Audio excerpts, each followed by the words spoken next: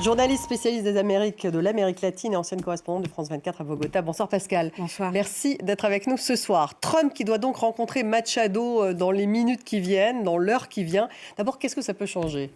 Alors cette rencontre, déjà, il faut préciser, María Corina Machado l'attend depuis des semaines, depuis qu'elle a obtenu son prix Nobel de la paix en décembre. Et elle attend plus encore depuis le 3 janvier et l'intervention américaine au Venezuela. On l'a rappelé dans ce reportage, le 4, elle a été écartée du pouvoir. Donald Trump, sans explication, a affirmé qu'elle n'était pas prête à gouverner le Venezuela et a adoubé en quelque sorte Delcy Rodríguez, la vice-présidente de Nicolás Maduro. María Corina Machado a annoncé qu'elle donnerait son prix à Donald Trump. Le comité Nobel a immédiatement réagi en disant que le prix ne pouvait pas être transféré, il devait être gardé par la personne qui l'avait reçu. On ne sait pas ce qui va se passer. Il se peut espère, elle, qu'il y ait une sorte de volte-face de la part du président américain, qu'il l'aide à rentrer, à organiser une transition. C'est ça qu'elle espère ? Elle espère avoir son soutien, avoir ne serait-ce qu'un mot de la part du président Trump pour l'appuyer. Or, pour l'instant, aucun indice ne permet de penser que ceci va se passer. Au contraire, il y a de plus en plus de rapprochements entre l'administration Trump et le gouvernement de Delcy Rodríguez. Au même moment, au moment de la réunion de María Corina Machado et de Donald Trump, des émissaires de Delcy Rodríguez seront également présents à Washington pour parler choses sérieuses, pour parler transition du pouvoir, pour parler également de l'installation d'une ambassade des États-Unis, la réinstallation, puisqu'il n'y a plus d'ambassade des États-Unis à Caracas depuis 2019. Tout ça alors que se déroulera la réunion entre Donald Trump et María Corina Machado. S'il ne l'aide pas à rentrer, à faire en sorte qu'il y ait cette transition avec elle, est-ce qu'il pourrait peut-être l'aider à retourner au pays ? Parce que finalement, elle est sortie du pays grâce aux Américains pour récupérer son prix Nobel. Elle est toujours en exil.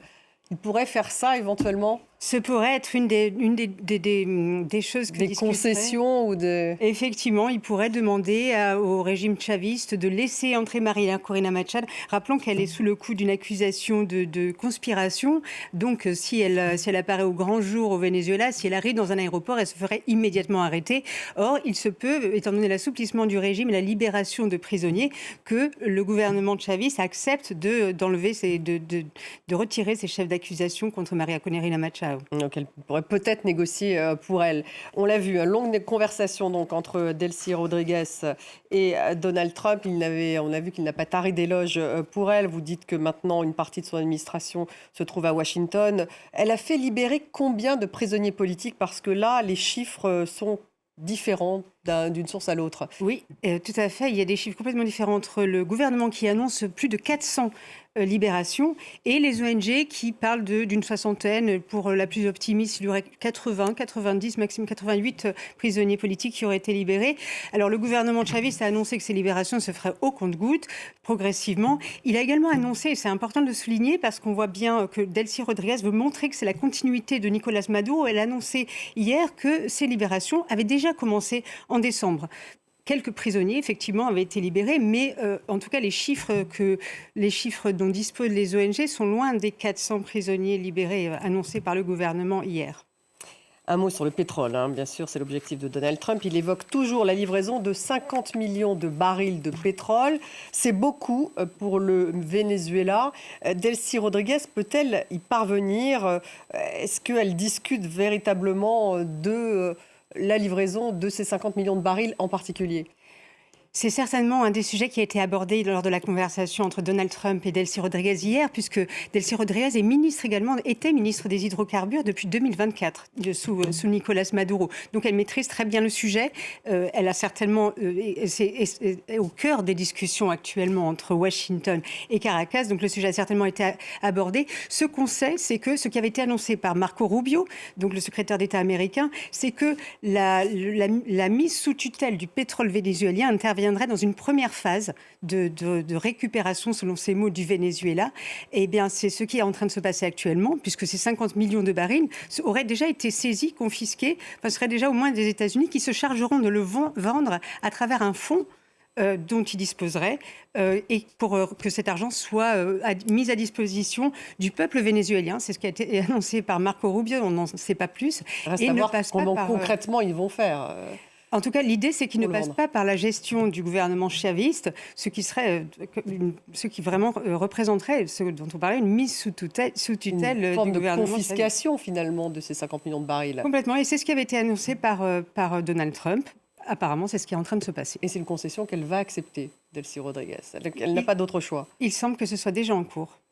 Sur le pétrole toujours, Trump qui donc évoque cette livraison, mais il y a aussi ces compagnies pétrolières américaines avec lesquelles il a eu une réunion la semaine dernière, et on voit bien que ce n'est pas évident pour ces compagnies justement d'investir des sommes faramineuses dans des infrastructures non sécurisées en plus, parce que Trump peut finalement perdre ce pari de les envoyer investir au Venezuela ou pas, Pascal? Est-ce que les sites pétroliers de l'Orénoque, puisque c'est là qu'ils se trouvent ces grandes réserves, est-ce qu'ils sont sécurisés? Les sites pétroliers ne sont pas plus sécurisés, disons, que l'endroit où se trouvait Nicolás Maduro au moment où il a été enlevé. C'est-à-dire que la sécurité est très précaire. Il est très facile pour les Américains de mettre la main sur, ils l'ont démontré, sur n'importe quelle infrastructure au Venezuela. Après, il y a des zones qui sont quand même des zones dangereuses, où se trouve la guérilla colombienne, par exemple, qui a une forte présence au Venezuela. Mais a priori, elle y est toujours, cette guérilla. Elle est présente au Venezuela. Elle est très présente au Venezuela. Elle est active même au Venezuela. Elle contrôle des régions entières. Elle a annoncé qu'il prendrait les armes et qu'il résisterait face aux Américains. Alors, une chose sont les communiqués qui sont annoncés officiellement. Autre chose est leurs moyens exacts, leurs moyens réels d'action.